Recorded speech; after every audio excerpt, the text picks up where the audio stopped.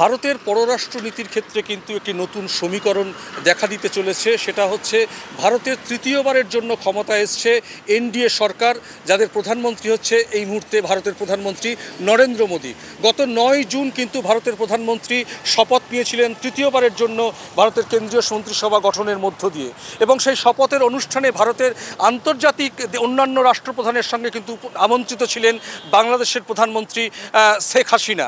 আমরা জানি যে গত 7ই জানুয়ারি বাংলাদেশের প্রধানমন্ত্রীর শপথ গ্রহণের মধ্য দিয়ে যে ভারতের সম্পর্কের বাতাবরণ তৈরি হয়েছিল, সেই জায়গা থেকে দাঁড়িয়ে কিন্তু ভারতের বিদেশ সচিব তাকে শুভেচ্ছা জানানোর পাশাপাশি কিন্তু ভারতে আসার আমন্ত্রণ জানিয়েছিলেন দ্বিপাক্ষিক বৈঠকের ক্ষেত্রে। কিন্তু যেহেতু ভারতের 18তম লোকসভা নির্বাচনের প্রস্তুতি পর্যায়ে ছিল, লোকসভা নির্বাচন সম্পন্ন হয়েছে, সেই নির্বাচন সম্পন্ন হওয়ার পর কিন্তু নতুন সরকার গঠন হয়েছে গত 9ই জুন।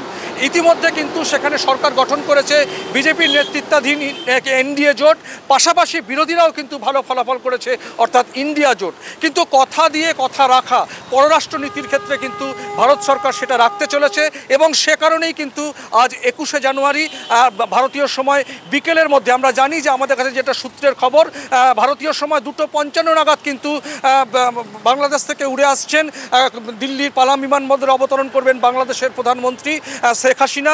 তার সঙ্গে রুদ্ধদ্বার বৈঠকে মিলিত হবেন আগামীকাল 22শে জুন হায়দ্রাবাদ হাউসে। এবং আজ বিকেলেই কিন্তু ভারতের পররাষ্ট্রমন্ত্রী এস জয়শঙ্করের সঙ্গে কিন্তু প্রধানমন্ত্রীর রুদ্ধদ্বার বৈঠক হওয়ার কথা আছে।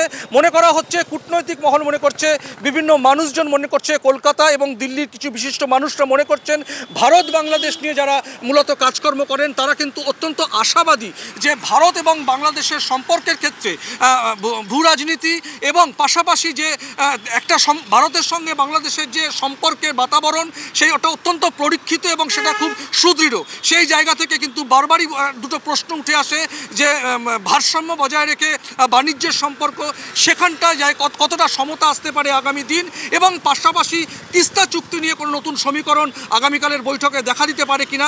কিন্তু ভারতের তৃতীয়বার সরকার গঠনের পর নরেন্দ্র মোদীর কিন্তু প্রতিবেশী রাষ্ট্রের সঙ্গে এই যে সদর্থক ভূমিকা নিয়ে তাকে আমন্ত্রণ জানিয়েছিলেন, এবং প্রধানমন্ত্রীও আসছেন বাংলাদেশের প্রধানমন্ত্রী, এটা অত্যন্ত তাৎপর্যপূর্ণ বৈঠক বলে কিন্তু ওয়াকিবহাল মহল মনে করছে। দিল্লির কর্নাট প্লেস থেকে পরমাশিস ঘোষ, RTV ইন্টারন্যাশনাল।